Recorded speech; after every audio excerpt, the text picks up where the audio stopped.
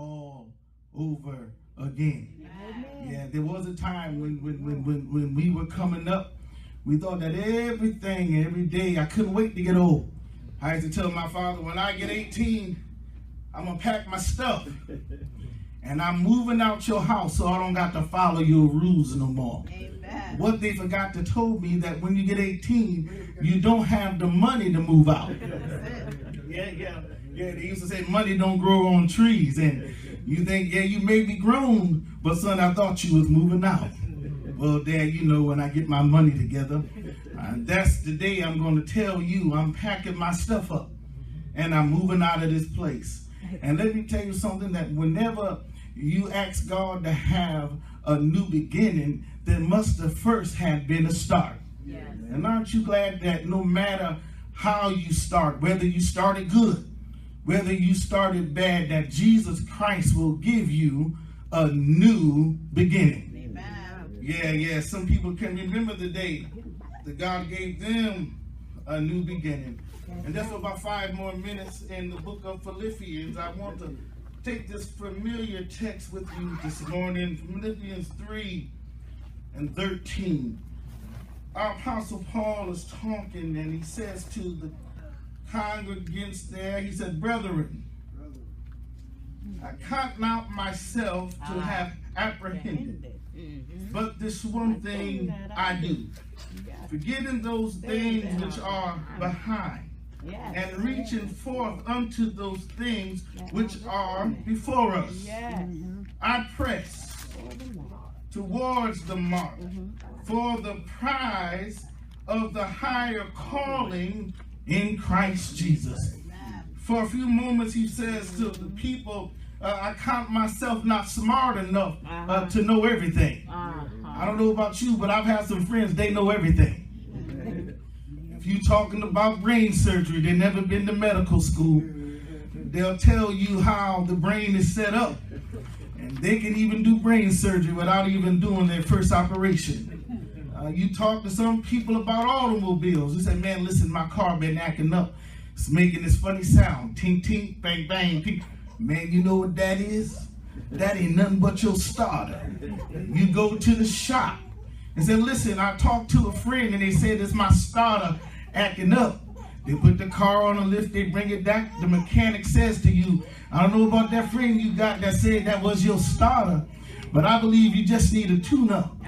That's why sometimes you got to know where you at in Jesus Christ. Here he says in front of the people, because you know, sometimes when we get in church, we got to be churchy. We got to seem and act like we got it all together. But the truth be told, from the pulpit to the door, we all need help. And there have been some times, even in my preaching life, I went short. I came short of God. But you know what I did? I told God that whether I'm right or wrong, I'm going to hang in there with Jesus Christ. Amen. Here he is. He says, I count not myself to have apprehended, but this one thing I do know. Yeah. Is anybody you assured of this one thing that you do know?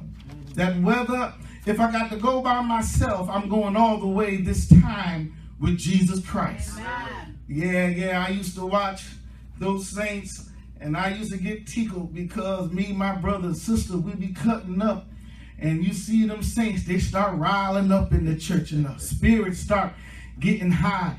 They used to shout, so I get scared. I look at down, man, what are they doing? They running past me. They're running past me. Now I'm going, Lord, have mercy. My sister hold my hand, I hold Darnell's hand, and these saints, all you hear is this, I said, my God, have mercy. And then when I get home, I was scared in church. My mother and father hear me, Darnell, and sneak upstairs. We'll be shouting, we'll be speaking in tongues, we'll be praising God. God was giving us a start before we even knew it. Yeah, there's somebody here, you've been driving, you've been singing songs, you've been in the shower, you find yourself talking to Jesus, you even find yourself preaching, you're not even a preacher. God is setting somebody up for a new start, a new beginning that you don't even know that God is going to set you up for. I tell you today that in everything you must understand one thing, that God is not through with me yet. Amen. Yeah, there's many times I look at my girlfriend and I looked at, I'm all through with you. I'm done. You know, aren't you glad God never said that to us? That when we falling short against his will, he says, all right, McClam, I'm through with you now. I gave you your last chance. But God keep on giving us chance after chance after chance. Amen. And you know, one thing my grandmother used to tell me, God bless her, and she said, son, one day, if you keep on staying in Jesus' face, you'll catch that thing that he's trying to give you. And I just want to tell you today that this is the day of your new beginning.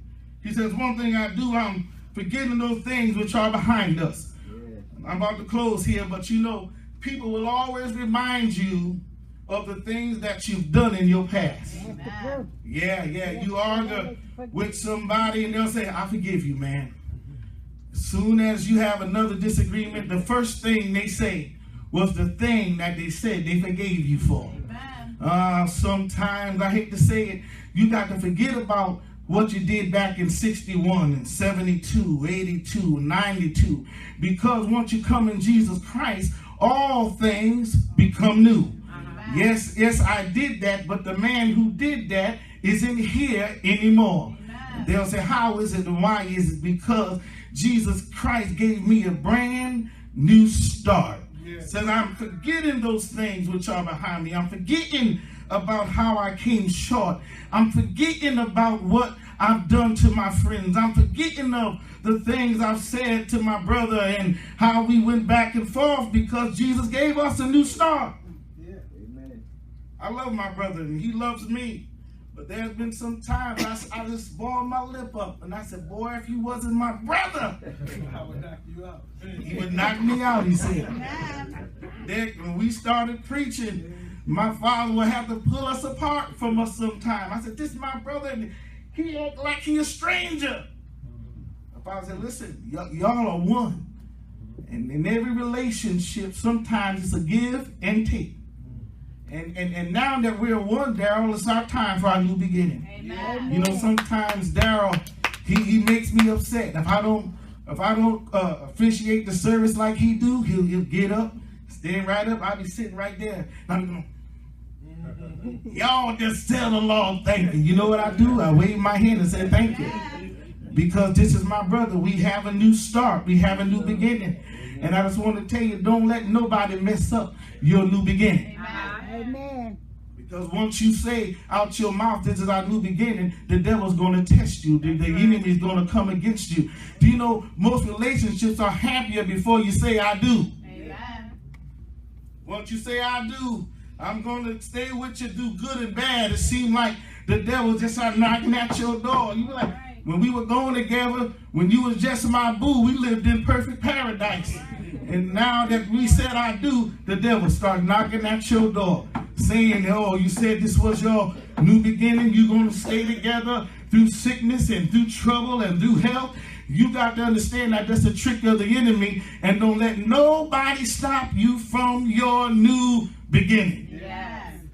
You want a job and you've been looking and everybody's saying no. That's just a trick of the enemy to say, hey, give up now. Stop now. You ain't never going to get no job. But you can't let nobody stop you from your new beginning. Amen. Keep on pressing towards the mark. Yes. Oh, I wish there were some cleaner people here that worked at the cleaners can say, I'm pressing. Yeah. But I wish rainbow cleaners would just jump in all of us. And let's start pressing our way. Let's start pressing our way through these storms, because we can't let nobody stop us from our new beginning. Well, I'm going to just tell you as I get ready to close what you got to do. The first thing is, he says, I'm going to forget those things which are behind me. And then what I'm going to do, I shall reach for the things which are in front of us. Amen. Yeah, sometimes I want you, people may think you crazy. You might think about this when you're walking through, stop and shop, start reaching for the things that you want God to do for you.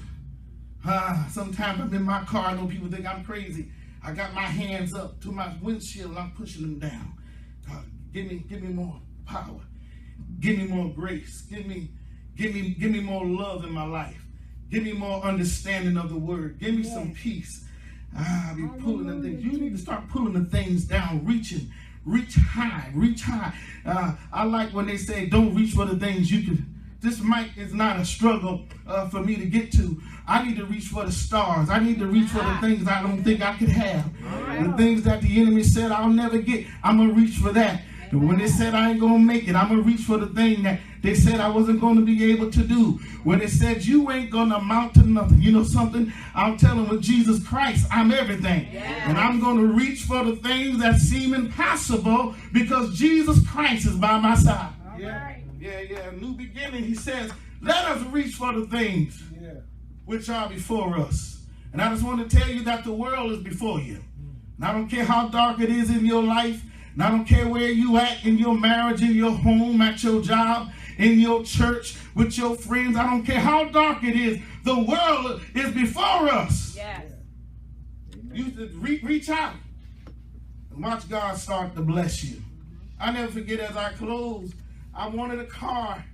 And I've been working ever since I was 17. Darrell and I have been struggling and working. I said, I'm going to go buy me a car. You know what I did when I got to the lot? I was about 22 years old. I went for the biggest car I could find. I said, this is the car that I want. My father said, son, this is what you want. Yes, Dad, this is the one. When they see me in this, boy, they're gonna just say, wow. I went into fill out the paperwork, and when they pulled my credit report, I didn't know you had to have a good credit report. Yeah, so I got to tell you, you got to start. You may have to start on the bottom when you make your new start, but don't give up. And I said, sir, I want that. It was the Mitsubishi, wasn't the Galant, it was the one above the Galant. And I said, that's the one I want. He said, whoa, Junior, slow down a minute. You can't afford this Mitsubishi. But there is a car that you can afford. He took us to the lot. It was a 4-door, and it was a little small tiny box car, and it was pinkish color. I said, pinkish? He said, listen, you can drive in this right now. I said, man, walk-in bus, asking Bishop for the car, drive this little pink 4-door little car. I said, well, I'll take the pinkish car. You know, I just want to be different. You know, I just put a swing on it. I said, this 4-door little matchbox, I'll drive it. He said, okay, cool, no problem. He says, you need $3,000 down. I said, you said you need $3,000 down for this car. I looked at my wallet, I looked at my bank account. I had about $200 to my name. My father, he looked at me and simply said, son, you sure you want this? I said, yeah, Dad. I'll drive this pink car if I got to. Father said, $3,000 down, no problem. I took that car home deep. I had the cleanest pink little small car you ever seen. But when you're trying to make a new start, the devil is always on your track. Darrell, do you remember that call I got about 6 days into this thing? I was thinking about the rims I would put on it. I said, well, I can put a system in it and it'll be really nice. And the dealer said, Mr. McClam, I got bad news for you. I said, what you talking about? I thought I could get this loan through. You got to bring the car back. I was about to say, you know something, I don't even want no more car, man. I took my pink Rudy. I said goodbye to her. I played some love songs. I looked tenderly, Brother Darnell, into her eyes. And I simply said, I'll see you later. We dropped this car off. They gave my father back his $3,000, and now I'm back asking Bishop for his car. Well, the phone rang again. It was this dealer. And I said, man, I ain't answering the phone. He already got his car back. He got our money back. What else? He said, listen, you and Bishop come on up to the dealership. And I went up to the dealership. I thought everybody knew they took the car that God gave me. And I walked in. I was just behind Bishop. He said, come on, have a seat. He had a seat. He said, what I want you to do is I want to talk to Bishop. He says, Darnell, I want you to take a walk out to the bay. I walked out to the bay. I said, oh, God, please, Dad, I want you to talk to this man, Daddy. Give me back my pink Rudy, Jesus. And I was talking to God. I didn't even know who God was. I wasn't saved. I was living wretched. I was getting high. I was drinking every day, but I had a family who loved God. And God's about to give me my new beginning. I'm praying to God. I see a man. He's cleaning up a white galant. And he's cleaning that thing. He's wiping it all. It looks so beautiful. And I said, God, one day, God's going to bless me. And I'm going to have one of those. I'm standing out in the bay. I got tears in my eyes. My father, the salesman, come back to me and he says, you like that car, don't you? I said, yeah, I like that. That car there. That's even bigger than the pink Rudy I had. He said, that's the one. He said, listen, you know why they cleaning it up? I said, I don't know why they cleaning it up. He said, hey, that's your car. Go ahead, Bishop. Go ahead, Bishop. He said, yeah, that's your car. I said, but I thought my credit only let me get the pink. No. What happened was my manager, we felt so bad. You looked so pitiful when you left. We kept on working, and we got an approval on that white galant right there. I looked at my father, I'm jumping up around now. I don't know about shouting, saints, but God has given me a new beginning. I'm rolling, I'm shouting, I'm jumping up and down. We looking, it has the wood interior. I said, whoa, thank you, Lord. I want to tell you, for those who are here today, just before you get in this new beginning that you have in your life, there may be some obstacles that may come your way, but keep on looking towards the prize. You got to keep looking because God is not through with you yet. I don't care what they say. They say that you're nobody, but say, guess what, God?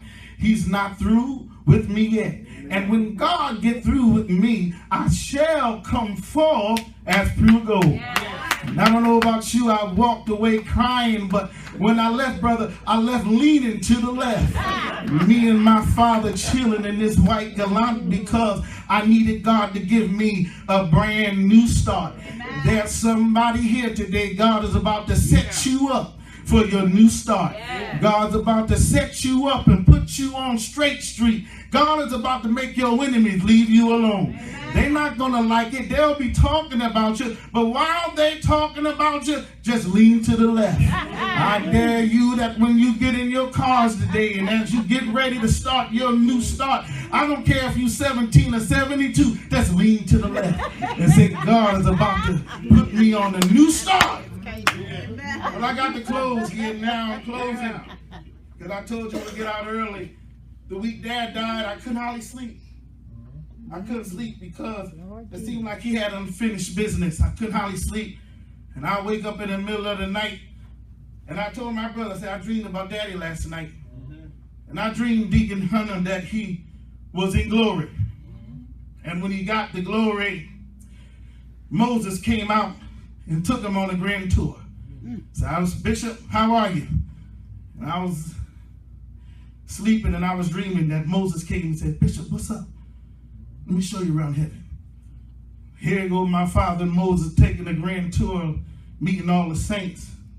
And Daddy looked at Moses and said, Moses, I understand you because when I die, the word went out through my family and all through New Haven that his servant, Bishop McClam, is dead. Yeah, taking a grand tour, they go and meet all the saints, meeting Daniel there. And they came out and shook his hand, and Dad began to cry. He had tears in his eyes, beginning to cry because he was upset. And in my dream, I feel myself crying. I said, why is he upset? He's in glory, Dad. He went to and says, listen, I want to meet Lazarus. Lazarus came running through the crowd and saw Daddy standing there. And when Daddy saw Lazarus, Daddy asked Lazarus a question. He said, listen, I want to know one thing. I want to know that if it's true that if a man die, shall he live again? My God. Well, Lazarus looked at Daddy with tears in his eyes and says, listen, Bishop, I understand where you at because I've been there before. And I remember the night when I died. I was in the lower courts of glory. I was dead for days. And somewhere in the atmosphere, I heard a voice. And when I heard this voice, the voice sounded so clear to me. And it simply says, Lazarus, come forth. And Bishop Bishop looked, and I believe he had a smile on his face, because Lazarus turned back around and said to him, yes, it's true. Yes, it's true. That if a man die, he shall live again. Can't you see Bishop now with his new start? Now he's resting in the arms of God, because he has that blessed assurance that he has a new start, and that whatever he had to deal with down here, that when he got to heaven, there'll be no more cancer there. That when he got to heaven, there'll be no more smilo centers there. That when he got to heaven, there'll be no more sickness there. Oh, here we talking about a new beginning. And one of these old days, no matter what happens down here, God is going to give us a new beginning.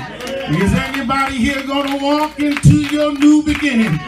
You realize that you've been down long enough, and now you're on your way up. Well, how high can I go? Jesus said that the sky is the limit. And when they say I can't make it another day, I got to tell my enemy that I'm on my way up.